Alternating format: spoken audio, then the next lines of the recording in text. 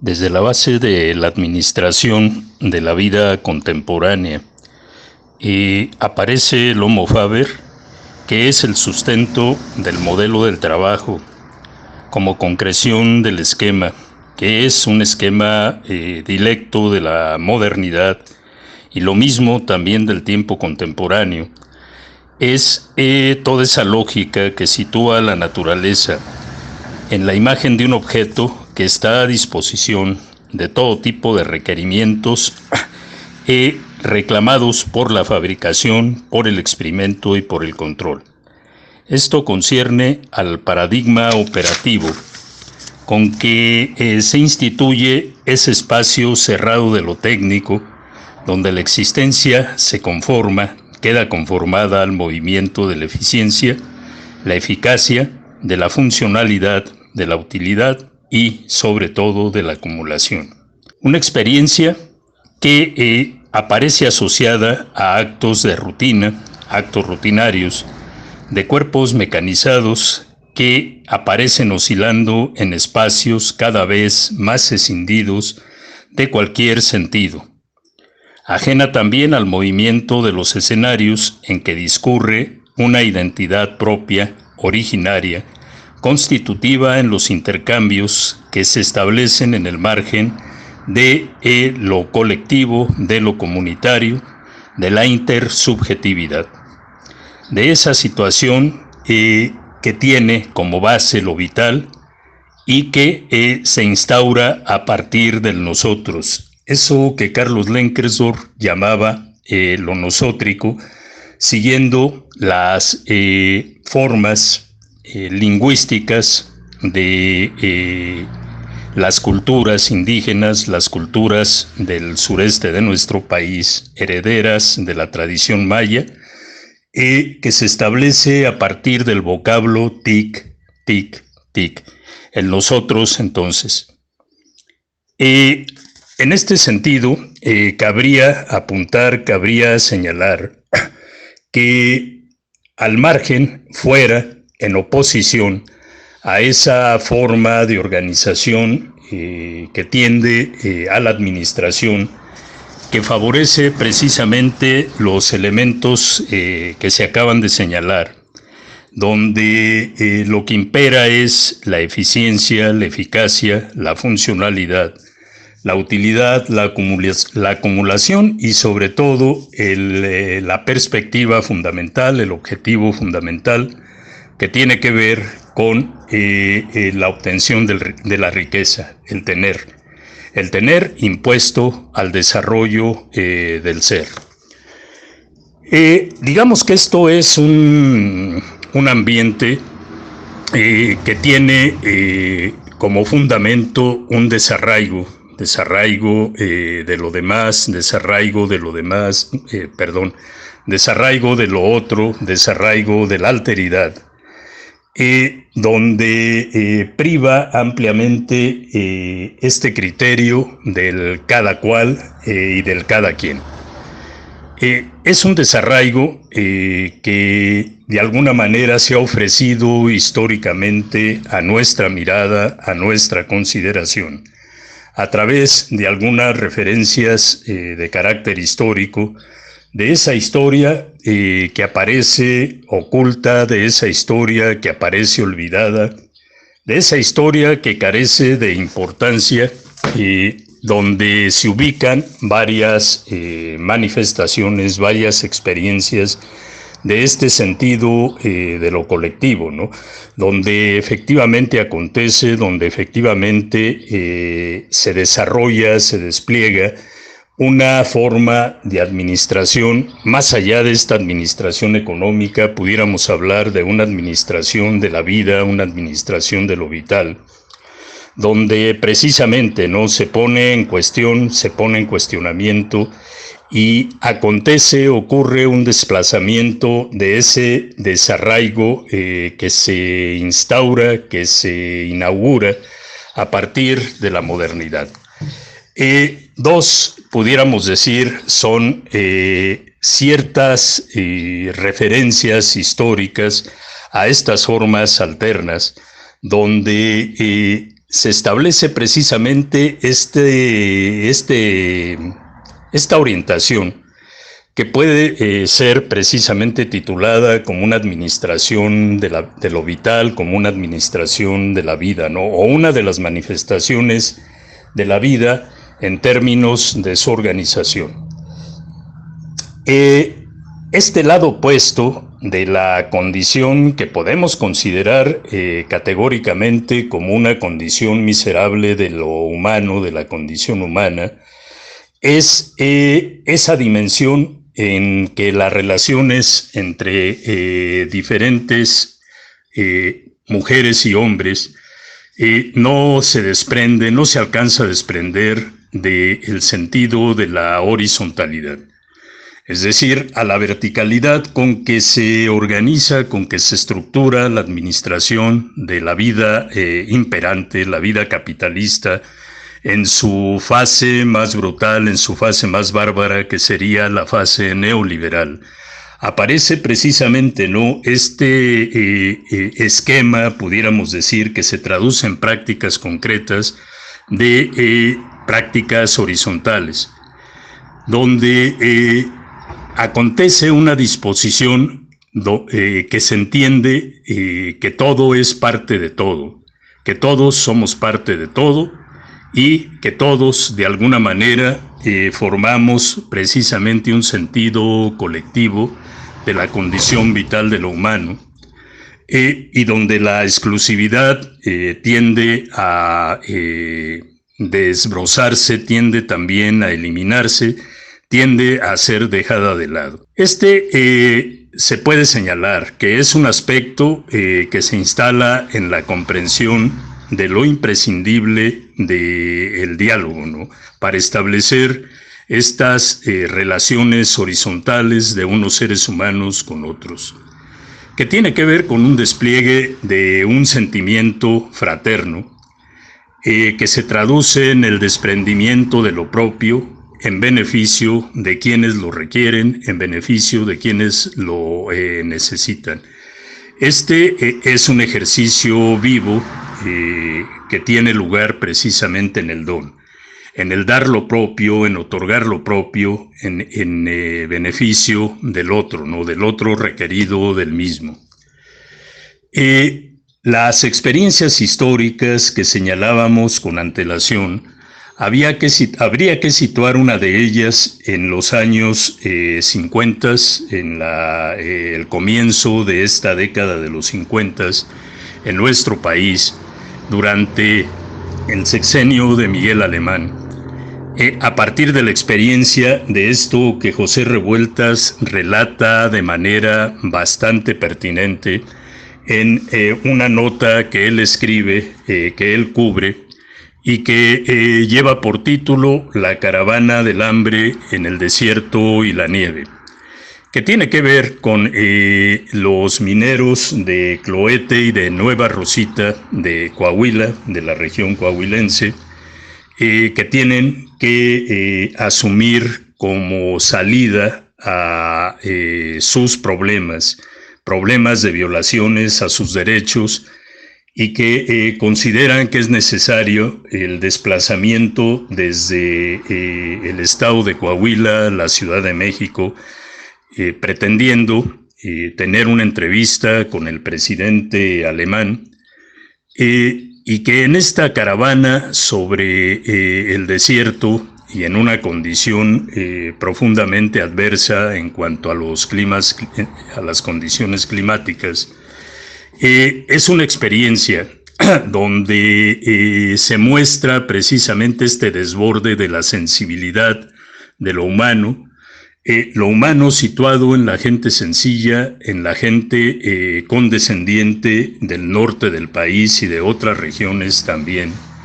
de nuestra misma geografía. Los que están organizados, los que están asimilados a la opción de esa caravana, reciben todo tipo de apoyo, reciben todo tipo de ayuda, una ayuda fraterna, Una ayuda que efectivamente tiene que ver con este despliegue de un sentimiento de solidaridad, de un sentimiento de la ayuda al necesitado. Pudiéramos también señalar que este tipo de historia tiende a volverse a establecer, tiende a ser parte de nuestra mirada en las condiciones actuales. También allí hay una forma de respuesta a las necesidades de la gente migrante que procede de las zonas centroamericanas de nuestro continente. Y que viven ellos, les toca precisamente tomar una experiencia sumamente rica en sentidos, rica en cuestiones simbólicas, como ha sido el invaluable apoyo de generaciones humanas actuales y situadas en esos espacios que toca el paso del ferrocarril, este ferrocarril al cual se le ha denominado la bestia, y que pudiéramos considerarlo, ¿no?, que es un medio privilegiado donde aparece alojada la esperanza de alcanzar una especie de tierra prometida en este espacio y en este tiempo, ¿no?, dadas las condiciones en las cuales los migrantes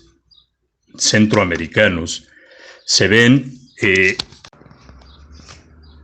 necesitados de salir de sus sitios de origen por diferentes motivos, por diferentes razones, todas ellas de alguna manera condicionadas, determinadas por el contexto neoliberal en que se despliega nuestra vida actual, nuestra vida contemporánea. Aquí cabría referir también a Walter Benjamin, cuando en sus tesis de filosofía de la historia llega a poner en cuestión esa historia escrita donde el historiador historicista establece una relación que tiende a resaltar en gran medida a lo que han sido los vencedores, ¿no?, los que han vencido en las grandes confrontaciones, en las grandes batallas. Y lo mismo es una historia que resalta los pasajes épicos de estos vencedores y donde hay un exceso de memoria para establecer precisamente la importancia, la relevancia de los actos, de las acciones de esos vencedores. Ese exceso de memoria tiene como correlato un exceso de olvido de esas historias a las cuales estamos refiriendo, de aquellas gentes sometidas al dominio de los triunfadores, de los instalados en esa posesión del progreso y del botín que tiene lugar con ello. La historia de los vencedores hace de las demás historias relatos carentes de relevancia, pero estas historias soterradas, estas historias olvidadas, estas historias puestas en el olvido, emergen a pesar de aquellas, demandando ese sitio en la conciencia social y cultural, más allá de los mitos fundadores y de las figuras heroicas de ayer y de hoy. Se trata de contrahistorias que son conformadas a partir... Se trata de contrahistorias que se conforman a partir de ese pensamiento narrativo al que alude Michael Carruthers y que envían a apuestas por preservar la integridad y la dignidad humanas. Se trata de relatos, se trata de narraciones, testimonios donde se deja de lado el compromiso con la exaltación y con la sobrevaloración de la iconografía del vencedor, para restituir el valor pertinente de las acciones arrojadas a lo irrelevante, subsumidas o situadas en los planos de la indiferencia. Son otras historias. Una de esas Uno de esos aspectos de esas historias aparece situado en los espacios contemporáneos que alberga la vida de mujeres y hombres, que está de alguna manera vinculada a las líneas ferroviarias, donde acontece el paso de locomotoras y vagones de diferente carga rumbo al norte del país,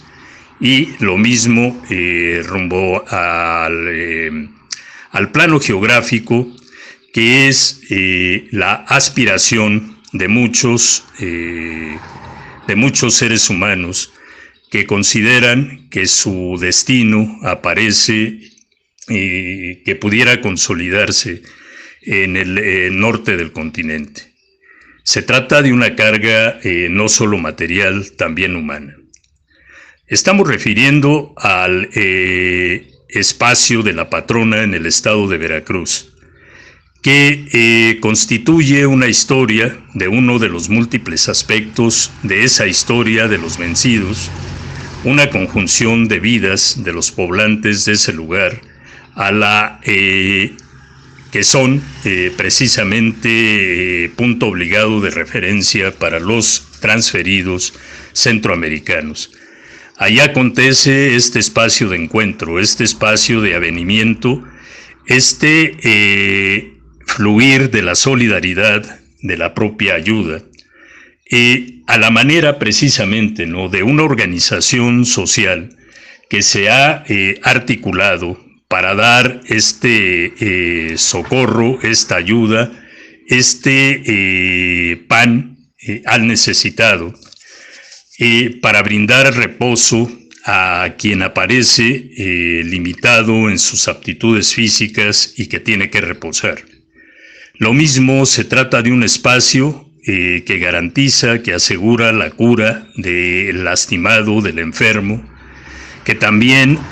da vestido a quien lo requiere y que da bebida a aquel que está situado en una condición de sed. Aquí, desde luego, tiene lugar esta administración de una vida social, donde precisamente no se trata del beneficio exclusivo, no se trata tampoco de trabar aquellas actividades, pensando fundamentalmente en que habría que obtener alguna utilidad, habría que obtener una ganancia. Aquí, el fin, el propósito de esta organización social, de la familia Romero, que son son mujeres, que son quienes llevan a cabo la iniciativa para brindar la ayuda a todas estas gentes centroamericanas, a todos los migrantes requeridos precisamente del apoyo, requeridos también del afecto solidario, son precisamente quienes viven tipo de experiencia donde acontece un despliegue muy marcado de esa sensibilidad, de autenticidad, de franqueza, de sinceridad, de mujeres y hombres, sobre todo de las mujeres, de una extraordinaria claridad de pensamiento respecto de lo que es la vida, respecto de lo que es el mundo, en cuanto que no hay excusa alguna, ¿no? Ellas tienen claridad en ello, no existen excusas para participar en lo que es la alegría, el disfrute, pero que también es necesaria la participación en el dolor, en el sufrimiento, en la pena de la alteridad, en la pena de la otredad.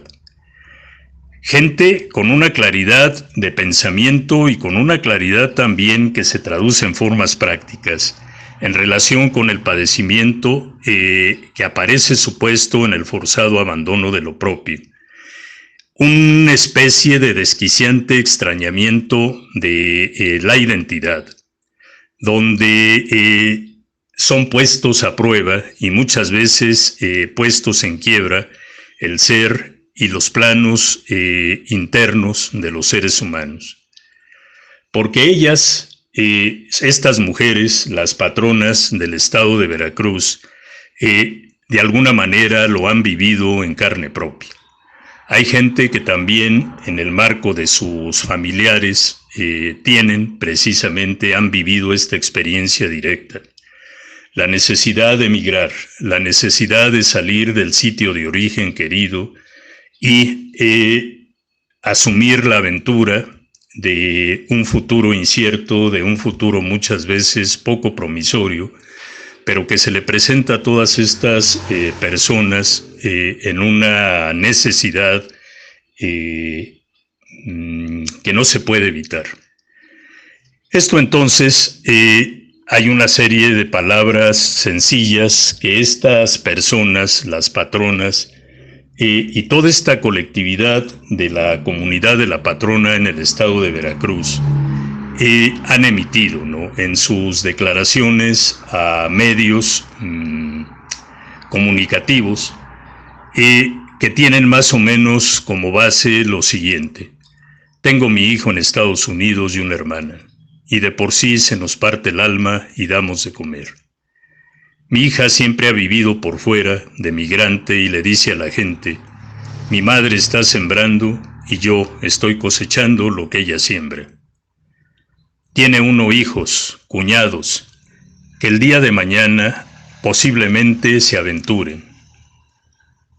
Imagínese lo difícil que es para ellos. Mi esposo se fue a Sonora en camión, pero ellos tienen que cruzar en tren en el sol. Todo esto se trata de un discurso simple, un discurso sencillo, ajeno en demasía a las voces rimbombantes de nuestras oficialidades en los últimos tiempos. Son voces de simulación, son discursos del engaño, son discursos también de la trampa. Ajenos también a esa palabra de Dios, que utilizan muchos, ¿no?, para emitir un discurso dentro de edificios fríos de piedra inanimada, palabra vacía que establece el divorcio entre el pensamiento y acción, entre fe y obra. Estas a las que hemos referido, esta organización, esta administración de la vida cotidiana, porque se trata de ello, es una historia de mujeres y de hombres que, para vergüenza de la gran mayoría de nosotros, hacen persistir su acción y orientarla a la creación de condiciones de posibilidad de mejoría en la propia condición humana.